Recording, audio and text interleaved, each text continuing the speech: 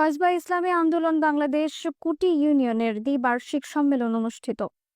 সংসদের সংরক্ষিত নারী আসন বাতিল, সংখ্যানুপাতিক নির্বাচন ব্যবস্থা চালু এবং প্রয়োজনীয় রাজনৈতিক সংস্কারের মাধ্যমে একটি কল্যাণমূলক রাষ্ট্র প্রতিষ্ঠায় অন্তর্বর্তী সরকারের শক্ত ভূমিকার আহ্বান জানিয়েছেন ইসলামী আন্দোলনের নেতারা।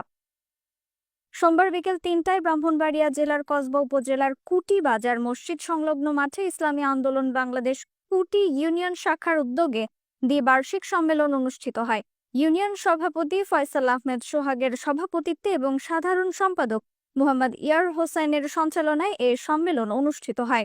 সম্মেলনে প্রধান অতিথি ছিলেন ইসলামী আন্দোলন বাংলাদেশ ব্রাহ্মণবাড়িয়া জেলা শাখার প্রশিক্ষণ সম্পাদক মাওলানা নূরে আলম। প্রধান মেহমান হিসেবে উপস্থিত ছিলেন ইসলামী আন্দোলন রিয়াদ শাখার সহ সভাপতি মুফতি জসিম উদ্দিন। বিশেষ অতিথি হিসেবে বক্তব্য রাখেন কসবা উপজেলা ইসলামী আন্দোলনের সভাপতি হাফেজ মুফতি ইউসুফ আহমেদ, সেক্রেটারি হাফেজ মাওলানা মাসুম বিল্লাহ, বাংলাদেশ মুজাহিদ কমিটি কসবা উপজেলা শাখার নেতৃবৃন্দ এবং ইসলামী যুব আন্দোলন কসবা উপজেলা সভাপতি মাওলানা ওয়াইজ আবেদিন জালালি। প্রধান অতিথি তার বক্তব্যে বলেন, গত ১৭ বছর ধরে বাংলাদেশ জুলুম নির্যাতনে আচ্ছন্ন ছিল। আজ আল্লাহ আমাদের একটি ফাঁসিবাদ মুক্ত বাংলাদেশ উপহার দিয়েছেন। আসুন আমরা সবাই দেশ, ইসলাম ও মানবতার শান্তির লক্ষ্যে ঐক্যবদ্ধ হয়ে একটি কল্যাণ রাষ্ট্র প্রতিষ্ঠায় কাজ করি। তিনি আরো বলেন, আমি যখন সাবেক আইনমন্ত্রীর সঙ্গে নির্বাচনে অংশ নেই, তখন তারা দুর্নীতির আশ্রয় নিয়ে আমাদের এজেন্টদের বের করে দিয়ে জাল ভোটে এমপি নির্বাচিত হয়েছিল। আজ তারাই ভোট চুরির রাজনীতির চরম মূল্য দিচ্ছে। সম্মেলনে আরো উপস্থিত ছিলেন মাওলানা কারি আব্দুর রাজ্জাক, মাওলানা ওয়াইস আবেদিন জালালি, মোহাম্মদ জয়নাল আবেদিন এবং মানিক মিয়া, মোহাম্মদ খোকন মিয়া প্রমুখ। এবার ইসলামের পক্ষে বাক্স থাকবে একটা। ইসলামী বড় দুইটা দল, ইসলামী আন্দোলন বাংলাদেশ, পাশাপাশি আমিরে জামাতের ঘোষণা, ইসলামের পক্ষে বাক্স থাকবে একটা। আমাদের ইসলামী আন্দোলন বাংলাদেশের আমিরুল মুজাহিদের ঘোষণা, ইসলামের পক্ষে বাক্স থাকবে একটা। সকলে বলেন আলহামদুলিল্লাহ। কিভাবে কাজ করতে হবে? যখন যে আসনের মধ্যে যার জনসমর্থন বেশি দেখা যাবে তাকেই নমিনেশন দেওয়া হবে। সব ইসলামী দল, ছোটখাটো দলগুলি অফ থাকবে, তার পক্ষে আমরা কাজ করব। সংরক্ষণ দেখতে হবে। একমাত্র একটি দল ছিল, যে দলটা ঘোষণা করেছিল ৪ তারিখে আগামীকাল গণভবনের দিকে লং মার্চ করতে হবে। সেদিন ৫ তারিখে লং মার্চকে প্রমাণ করে দিয়েছিল ইসলামী আন্দোলন বাংলাদেশের কর্মীরা কখনো পিছনে দরকারে আসে না,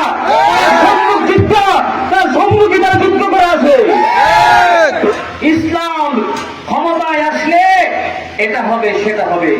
আমি বলতে চাই, ইসলাম ক্ষমতায় আসলে মুসলমান যেমন নিরাপদ থাকবে, অমুসলিমরাও নিরাপদ থাকবে। ইসলাম ক্ষমতায় আসলে পুরুষ যেভাবে নিরাপদ থাকবে, নারীরাও নিরাপদ থাকবে।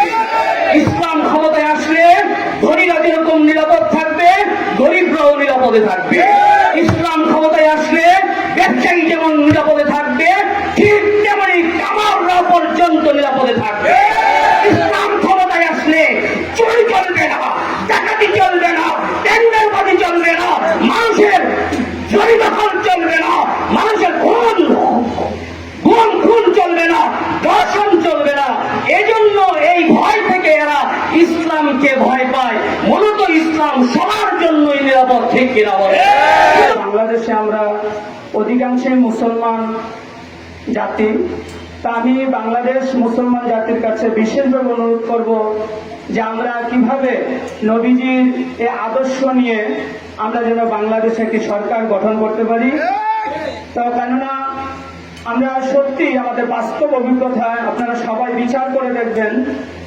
অনুরোধ রইল যে আমাদের নবীজির যে আদর্শ, এই আদর্শ নিয়ে যদি বাংলাদেশের প্রত্যেকটা মুসলমান জীবনযাপন করে এবং প্রত্যেকটা মুসলমান যদি চিন্তা করে যে আমরা নবীজির আদর্শ নিয়ে একটি সরকার গঠন হোক এবং নবীজির আদর্শ নিয়ে বাংলাদেশটা গড়ে উঠুক, সেই বক্তব্য। রিফাত আরা ইসলাম, কসবা টাইমস।